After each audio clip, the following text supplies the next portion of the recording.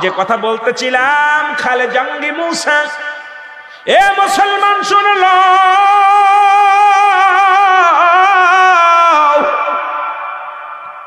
উনি ক্ষুধার্ত অবস্থায় একটা দিন নয়, দুটি দিন নয়, অনাহারে রয়েছে রে, তৃষ্ণায় কলিজা ফেটে যায়। নদীর কুড়ে যাইয়া যখন একটু পানি হাতের মধ্যে উঠাইছে, একটু পানি গালে দিবে, তাকায় দেখে একটা আপেল ফল বা আনার ফল বা আপেল ফল। এই আপেলটা দেখে নদী দিয়ে পানি দিয়া ভাসতে ভাসতে চলে আসলেন। উনি কি করলেন? উনি সঙ্গে সঙ্গে উঠাইলেন, উঠাইয়া বিসমিল্লাহ বলিয়া ফলটা খাওয়া শুরু করলেন।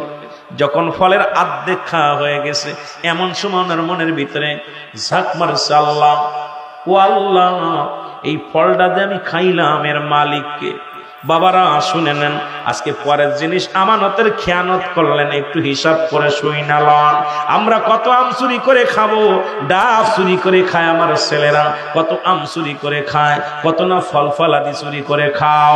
বাবা পরের সম্পদ চুরি করে খাও, পরের মুরগি চুরি করে খাও, খায় না খায় না? কতজন মুরগি চুরি করে খায়, এটা আনন্দ মারে। আবার অনেকে ফাজলেমি মাইরাও খায়, অনেকে আনন্দের জন্য খায়, কেউ অভাবে পড়ে খায়। এ মুসলমান শুনে নাও, খালে জঙ্গি মুসা গো ডাকতে বলে, আমার মালিক, এই ফল খাইলাম রে, এই ফলের মালিককে, এই ফলের মালিক যদি আমার ক্ষমা না করে আমি তো দায়ী হয়ে যাব। কিয়ামতের ময়দানে আমি কি জবাব দিব? আল্লাহ, আল্লাহ তুমি আমার মাফ করে দাও, তুমি আমার ক্ষমা করে দাও। কানতে কানতে উনি চিন্তা করলেন, পানি দিয়া ভাসতে যেহেতু আসছে, উজান দিকে রওনা হয়ে গেলেন।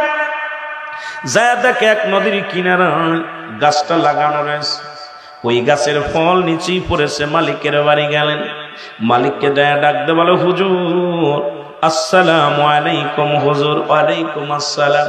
ইয়া হালাল বাইত, কেউ বাড়ির মধ্যে আসেননি? বাড়ির ভিতর থেকে আওয়াজ আসে, ওয়ালাইকুম আসসালাম। কে? কয় আমি। কিসের জন্য? কয় গাছটা কি আপনার? কয় হ্যাঁ। এই গাছ থেকে একটা ফল পানির মধ্যে পড়েছিল, এই পানির ভিতর থেকে ফলটা তুলে আমি খেয়েছি, আপনি আমারে মাফ করে দেন, আমি না জানা না বলে খেয়ে ফেলেছি। হুজুর আমি বুঝতে পারি নাই, অন্যের ফল আমি না খেয়ে ফেলেছি।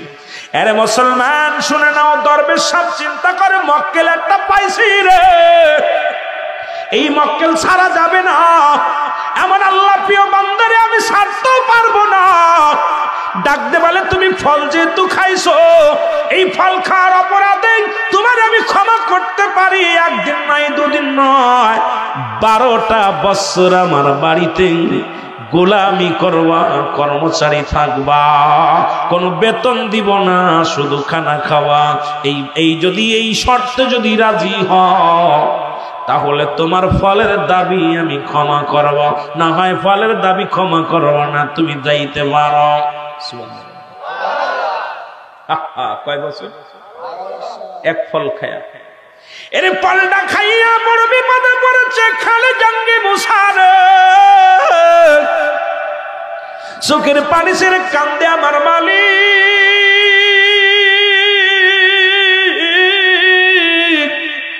আমি অপরাধী রে, আমারে তুমি ক্ষমা করে দাও। আল্লাহ আমি কোন বিপদের মধ্যে পড়লাম, আল্লাহ আমি যুবক মানুষ, 12টা বছর গোলামি করা লাগবো, আল্লাহ আমার জীবন তো কেটে যাবে এই বাড়িতে দাসীগিরি করতে, গোলামিগিরি করতে। দাদু ভাই আমারে কি ক্ষমা করা যায় না? বলেন না, আপনার ক্ষমা যোগ্য না, কারণ আমার গাছের ফল খাইছেন না বলিয়া 12টা বছর যদি গোলামি করতে পারেন, তারপরে ক্ষমা করো। খালে জঙ্গি মুসা বলেন, আবু সালে জঙ্গি মুসা বললেন, হুজুর আমি রাজি। একাধারে 12টা বছর গোলামি করলেন, 12টা বছর খেদমত করলেন, 12 বছর পূর্ণ হয়ে গেলেন। খালিদ বাদান আবু সালে জঙ্গি মুসা যা বললেন, হুজুর আমার আজ থেকে 12 বছর পূর্ণ হয়ে গেছে, আগামীকাল সকালবেলা আমার ছুটি, আমি চলে যাব। আমারে আপনি বিদায় দেন, আল্লাহর রাস্তায় আমারে বিদায় দেন, তারপরে আপনার কদমের মধ্যে আমি ক্ষমা চাই। দরবেশ ডাক দেখায়, জাঙ্গি মুসা রে, তুমি যা অপরাধ করেছ এই 12 বছর খেদমত করে ক্ষমা পাওয়ার যোগ্যতা অর্জন করতে পারো নাই, তোমারে আমি মাফ করতে পারবো না। তোমারে আমি মাফ করা তো দূরের কথা, এই মাফের চিন্তাও আমার মাথায় আসে না। এ মুসলমান, আবু সালে ডাক দে বলে, হুজুর আপনি কথা দিছিলেন, আপনি নিজে একজন মুসলিম মানুষ, কথা দিলেন 12 বছর খেদমত করলেন, আপনি আমারে মাফ করে দিবেন, আমি একদিনও কম করি না, এখন যাই হুজুর। বলে, বাবা শোনো, যাবার আগে একটা কথা শুনে নাও, আমার বাড়িতে একদিনও তোমার গোলামি করা লাগবে না।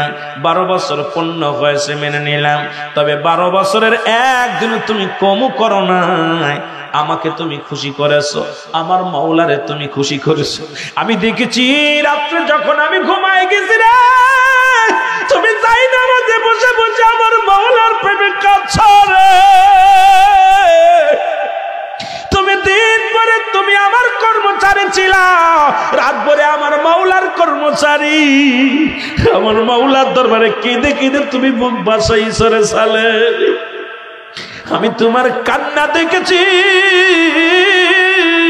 তুমি অজারে নানে কান্তার বলতে, আল্লাহ আমার ভুলের যদি মাসুল দিতে হয় 12 বছর নাই 12 যুগ পরেও যদি দিতে হয় আমি দিব, তবু কি ক্ষমা পাবো রে আল্লাহ? বলে, হুজুর হ্যাঁ বলতাম আমি এই কথা। তাহলে 12 বছর গোলামি করে কেমনে যাইতে চাও? তুমি তো 12 যুগ বলেছিলা, তুমি তো নিজ মুখে 12 যুগ বলেছিলা। বলে, জি হুজুর বলেন আমার কি করা লাগবে? বলে, একটা শর্ত হলো, আমারে আমার আল্লাহ একটা মেয়ে দিছে, আল্লাহ তাআলা একটা মেয়ে দিছে, সেই মেয়েটাকে তোমার বিয়ে করা লাগবে। আবু সালে মুসা মুখের দিকে তাকায় বলে, হুজুর কি বললেন? হ্যাঁ, তবে মেয়েটা বিয়ে করার আগে শর্ত শুনে নাও, আগে ইতিহাস শুনে নাও। 1 নাম্বার আমার মেয়ে বোবা, কথা বলতে পারে না। 2 নাম্বার আমার মেয়ে কানা, চোখই দেখে না। 3 নাম্বার আমার মেয়ে নোলা, হাঁটতে পারে না। এই মেয়েটাকে যদি বিয়ে করতে তুমি রাজি হও, তাহলে তোমার ফলের দাবি চিরতরে ক্ষমা। জোরে জোরে চিল্লা বলা যাবে না আল্লাহু আকবার। আবু সালে মুসা ডাকতে বলে, হুজুর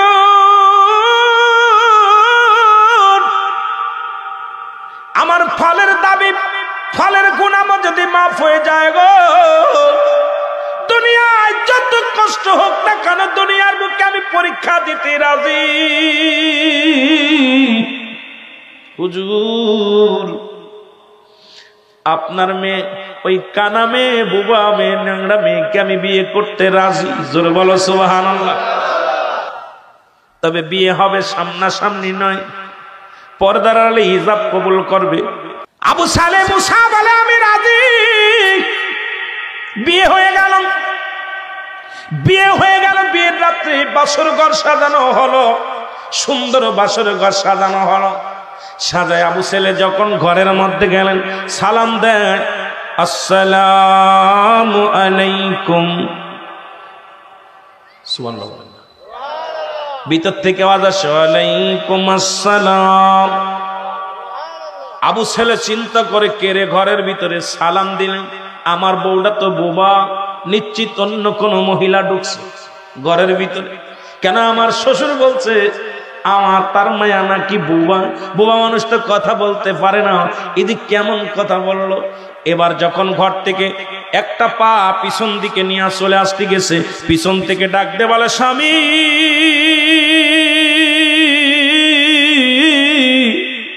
সালামের জবাবটা দিলাম আমি, একবার তাকায়া দেখেন আমি আপনার প্রিয়তমা সুন্দরী নারী।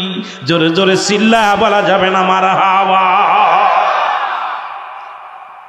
এরে আবু সালে কি আরে পাগল হয়ে ডাকতে বলে, মালিক এ আমার কোন পরীক্ষার মধ্যে ফেললা তুমি আমারে? আমি তো বড় বিপদের মধ্যে পড়ে গেলাম। ও আমার আল্লাহ। শ্বশুর বলছে কথা বলতে পারে না, এদিক কথা বলে। শ্বশুর বলছে হাঁটতে পারে না, এদিকে হাঁটে দাঁড়ায়, প্যাক ডাট হয়ে দাঁড়াইছে।